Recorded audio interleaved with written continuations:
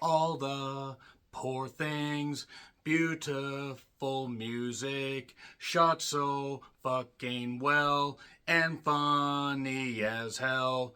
Gory, I know you will enjoy the show, starring Emma Stone and Willem Dafoe, along with Mark Ruffalo, Margaret Qualley. Enjoy the show, na na na na na na na na na na na na na na na na. All the poor things. Poor Things was directed by Yorgos Lanthimos, I hope I pronounced that name correctly, who did The Killing of a Sacred Rear, I think that was the name of the movie, and written by Tony McNamara, who did Cruella de Vil, who actually was a live-action Cruella, television, and other projects, and was based on a novel by Saldier Gray. Gray! And basically, it's a film that got quite a bit of attention when the trailer dropped. And if you haven't seen the trailer yet, here's the basic plot as best I can describe without getting into spoilers. You have Emma Stone playing Bella Baxter, who's an experiment, shall we say, of Dr. Goodwin Baxter, played by Willem Dafoe, who's had his own experiments done on him, or that's just Willem Dafoe in general, har har. But Willem Dafoe, Frankenstein-type experiment, shall we say, and Bella is his pride and joy. They live in a lavish mansion. He teaches, like, body autopsy and autonomy and whatever, like, a lot of gutsy stuff in London, set either during the 1880s, 1890s, or a new Victorian age after the apocalypse happened. They really don't necessarily specify. They don't need to, though. And let's just say Bella, she kind of has weird motor skills. I mean, it's not necessarily working. She's kind of childlike. All this weird stuff's going on. We don't know why she's this way. We don't know if it was a genetic experiment gone wrong. It has a very Bram Stoker's Dracula, Mary Shelley's Frankenstein, and all kinds of stuff going on. And has that gothic feel to it. And basically, Bella ends up kind of becoming a little bit more adventurous as stuff goes on. She starts to mature, all that, and then wants to go out and explore the world, and that's essentially what she ends up doing. That's about the basic remnants of the plot right there, as best I can describe. If you have seen the trailer and you thought it looked weird, oh, but baby, you ain't seen nothing yet. You ain't seen nothing yet, because holy shit, when it comes to Poor Things, you ain't seen nothing yet. You need to go watch Poor Things. You need to go fucking watch it right goddamn now. Like, stop what you're doing, pause the review right now. Just pause it, 3 minutes in. Pause it. Okay, now, see, I told you that it was really goddamn good, didn't I? Anyway, yeah, so after seeing the trailer and being very interested, especially when Emma Stone said one line, this is for the people that have seen the trailer, "I must go punch that baby. Oh, a woman after my own heart. Shut your kids up or you're going to get people really pissed off. Nevertheless, when people are trying to enjoy their food, shut your little shits up. Don't punch children. It's really goddamn bad. Don't pull a Benoit. Don't have the dogs in an enclosed pool area and the side garage door open." Oh, Daniel, the pillow's supposed to go behind your head. I'm sorry. This is terrible. Back to Poor Things. From there, it becomes very apparent, once they set this stuff up, and it's done in black and white, not red and green, not all the colors that you've ever seen. Though, once it switches to color, you will feel like it's the party man.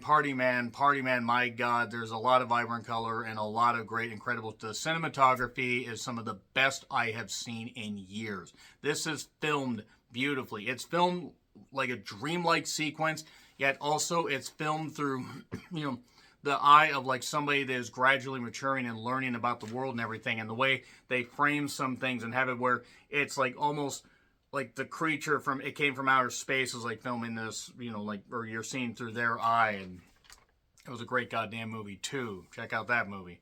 I also retro-reviewed that. This was filmed so beautifully. The music from the beginning. Emma Stone deserves a fucking Oscar nomination for this. This is the best Emma Stone performance I have seen in years. This might be the best performance of her fucking career. Willem Dafoe, after a movie like Inside, that was really goddamn shit, ended up turning in a great performance here as well. But Mark Ruffalo, who I've been kind of down on, in all honesty. I mean, yeah, him as the whole whatever. He is a really good actor, though, and he was able to show, not just in the MCU, what he could do, but show what he could do with a great, meaty performance here. So much dark comedy, great, rich characters, great storytelling. This film is just fucking shot. I can't put over enough. The cinematography is fucking tremendous. I would shake the hand of the people that shot this movie. I would just say, fucking hell, goddamn, that was great. Like they would know who the fuck I was. They say, get the fuck off my property. But Remy Youssef, who has been in other stuff before, you may recognize him. Vicky Pepperdine was the hired help, and she was great. But Margaret Qualley was in this, and who was recently in Sanctuary, who, my God, Sanctuary is another one you need to check out. She wasn't given as much to do here. They introduced her character a little bit later, but Tom Stoughton, a lot of great characters, a lot of people that you will recognize. Even the supporting characters, even the people that only get a little bit of time, just feel like it feels vibrant, it feels alive. This movie is just one of my favorites of the year. It's really hard for me to get too deep into the plot because I need to get into some spoilers, but it's also a movie you need to fucking experience. It's hard to really describe it, even though it's great to just see how Emma Stone, makes Bella like this, like childlike mind, so to speak, where she's in an adult body, childlike mind and everything and all that. And just riding around on a bike, there's all these weird experiments, all this crazy shit going on because, Dr. Baxter is really kind of a messed up individual. Willem Dafoe is perfect to play him. And just the gothic look of it and just the framing of the shots and just the way this movie was presented. It flew by. It was 2 hours and 21 minutes. I drove in rush hour traffic about an hour after seeing Wonka to go watch this because I wanted to see how good this was. And unfortunately, it wasn't going to get a wider release until next week. I'm going to watch Iron Claw. I decided I wanted to go watch this, and my God, Poor Things, from the very beginning, I knew I was in for a treat, and I thought, okay, this movie's going to peter out, but no, it just somehow kept getting better and better and building on the story. And Emma Stone, Christ, I can't put over just how great Emma Stone was. She was so goddamn good.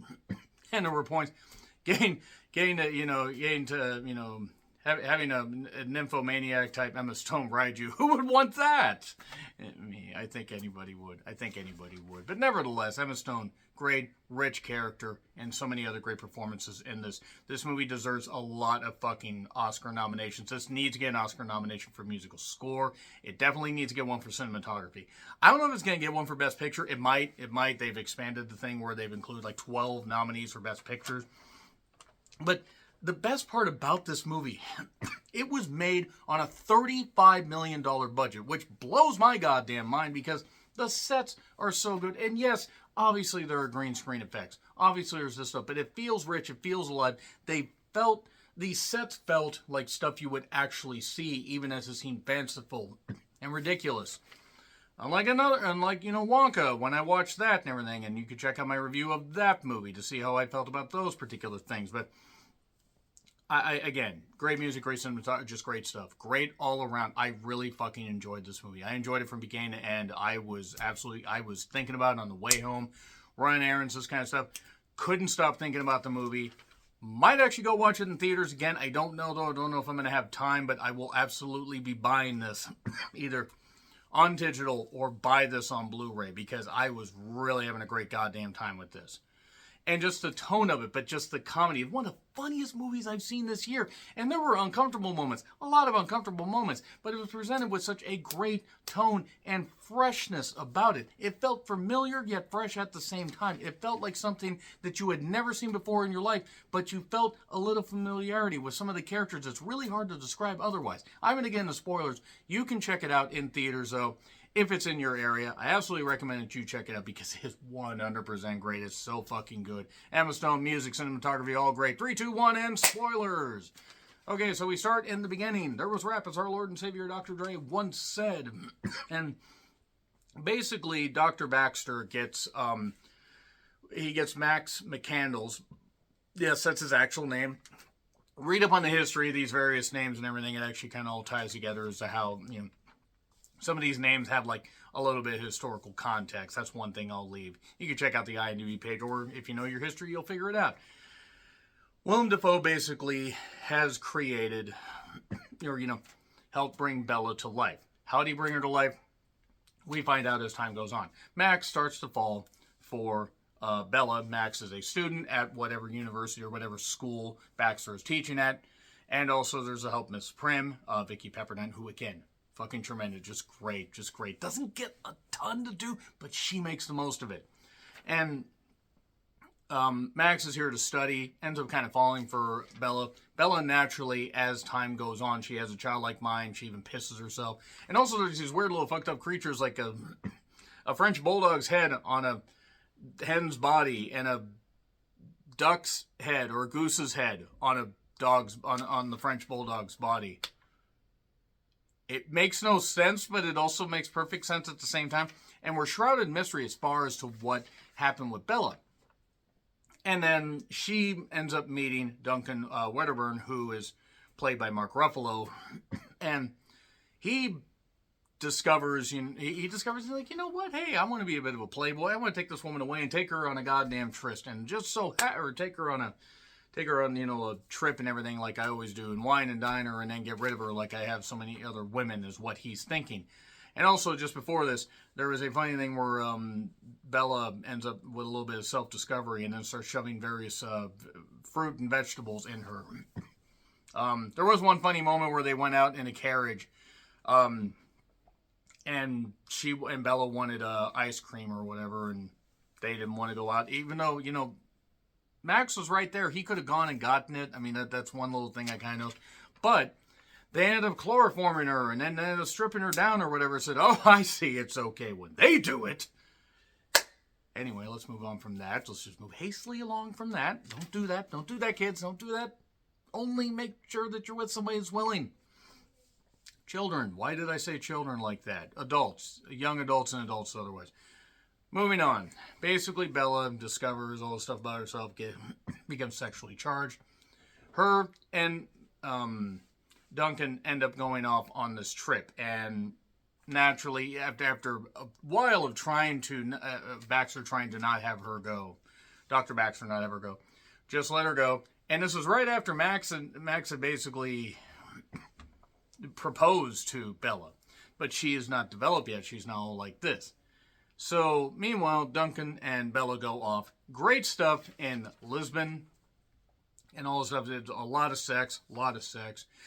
No issue seeing Emma Stone like that. No issue at all. And it was shot in Budapest, Hungary, apparently. Once again, $35 million budget, and it looks fucking incredible. But she's having to learn, like, how to, like, eat and act like a lady. Not like Lacey Evans, that trash heap. But if you're a non-wrestling fan, you have no idea what I'm talking about. They end up having lots of sex. She even says, well, why don't people just do this all the time? And, she's British in this. And just, it was great. It was just great stuff. And she discovers more stuff as she becomes more learned. There's arguments that her and Duncan have. And there's this one great dance scene, actually. One great dance sequence. It was really, really good. Really good ballroom stuff. Ballroom blitz. Meanwhile, Dr. Baxter and Max are back home. And Dr. Baxter gets a little bit annoyed because fatherly instincts took over what was happening with Bella. And he didn't decide to bed her, basically. Hey, let's have another experiment because I'm bored. So that's where Margaret Qualley comes in. And from Sanctuary, by the way. Who's Andy McDowell's daughter. Andy McDowell still would. Moving on from that. She's great because she doesn't really ever fully develop. We actually never really find out how that happened with her, like what happened specifically. So, as Bella and Duncan go on in Lisbon, she sees, some strange stuff going on, people arguing, not necessarily understanding all this. The great way is she walked, like she was always confused, like just, and not understanding her body. Then we end up on a cruise ship, and that's where she finds out more about the world through this one guy that knows that she's a nice person, but she's naive. He shows her stuff like in Alexandria where, oh my God, there's all this crazy shit happening and these dead children and all this stuff, and it's terrible. And then that's where she gets a bright idea. Hey, wait a second. We're fortunate. We need to give the money to the people. But she's naive and takes all these winnings that Duncan had and gives them to some ship guys that end up taking it for their own. And now they don't have enough money to pay for their trip, and they're dropped off in Paris. And then there was this money that Dr. Baxter gave her just as an emergency. And this is after she had taken it out of his pocket, after she had gone to a house of ill repute, shall we say? Let's just say it like that. A whore house, as Stu Hart would have said. It's a deep cut for longtime wrestling fans. And she ended up realizing, hey, wait a second. I'd only been with this one guy. She'd only been with Mark Ruffalo's character. And they ended up kind of separating or whatever. He took this money and went back to wherever the fuck he went to. London, we don't really know. She ends up staying at this house of ill repute, actually falls for one of the girls that works there, whose name escapes me right now. She was quite good and quite lovely. She did a good job. Hopefully she can have more roles. Whoever she is, you know the one I'm talking about, the black lady that was there. She was good. And then it's about discovery, all this, using sex as power over men, all this stuff. And all it comes down to is what happened with Bella. How did Bella come to be? Turns out Max actually saw this stuff written down, all these experiments. She was pregnant, jumped off this bridge, ended up being almost a fresh body, washed up. Dr. Baxter, easy for me to say, got her. And actually, because her brain activity was dead, the kid inside was still alive somehow. And he took the infant brain out and put it in her. So technically, she's her own daughter and mother. It's very weird. It's a Sigmund Freud situation almost. But that's basically why she ended up being. That's why she was that way. And that's why Margaret Qualley's character wasn't exactly working all that well, because you can only work that and shock the system so much. Adam Cole, baby. That's another wrestling reference. Let's get back to this movie. She's at this house of ill repute. The midget that was running the thing, I mean, I don't know if you can call them midgets or not, but I'm going to, was kind of funny. And then Bella ends up actually going back to London, finding out that her dad, her god, basically is sick. And Willem Dafoe's all messed up. And basically, during this time, Duncan had shown up before she left and went back to London. And then we find out, actually, just one more plot twist. She's about to marry Max. And then suddenly, it turns out that Bella wasn't named Bella. She was named Victoria before she jumped to her death and all that stuff. And everything was given a new name. So she goes off with her old husband to discover more about herself. It turns out this guy was a real dick, to the point that the servant staff, are planning a revolution, a revolt against him, according to him. And she finds out that he's just a full-on dick, and that she was really cruel, before she jumped to her death and did all this stuff. And he's threatening people with a gun, doing all this crazy stuff. And what ends up happening is, oh my God, she finally just has it with this shit. She finds out that he is going to have some guy do a surgical procedure on her because she had cured herself out so goddamn much. And then plant a seed in her because he's going to give her another kid, because she originally didn't want the kid. And that's why she jumped to her death. She thought the kid was a devil. Some people can't handle having kids, and we shouldn't force them to have children. If only things were any different now. Nevertheless, what basically concludes this is... and Margaret plays the new experiment, deal perfectly. She plays perfectly. Guy's got, but this old husband's got a gun. She ends up throwing a drink that has chloroform and gin. He tells her it has chloroform and gin in it, pretty much telegraphing she's going to do something, throws it in his face. Somehow he gets drunk, shoots himself in the goddamn foot. She gets the gun, and then he falls down. She has this bright idea to take him back to the house with all the experiments. She wants to become a surgeon. Her dad dies. It's terrible. Well, her dad dies, the man that gave her life. And the idea is, hey, wait a second. I want to do some surgical stuff. And this guy, I stopped the bleeding with the foot. And hey, wait a second. We've got all these animals, and there's a goat. And they took the goat's brain and put it in his head. They put it in the husband's head to punish him because he was such a cruel bastard. And Bella is educated, has Max with her as her friend from the Hewer house, and the very, very nice French lady that was really beautiful. And then everything's all heavy. It lingers on a shot of Emma Stone and scene, and it's fucking phenomenal. It was great.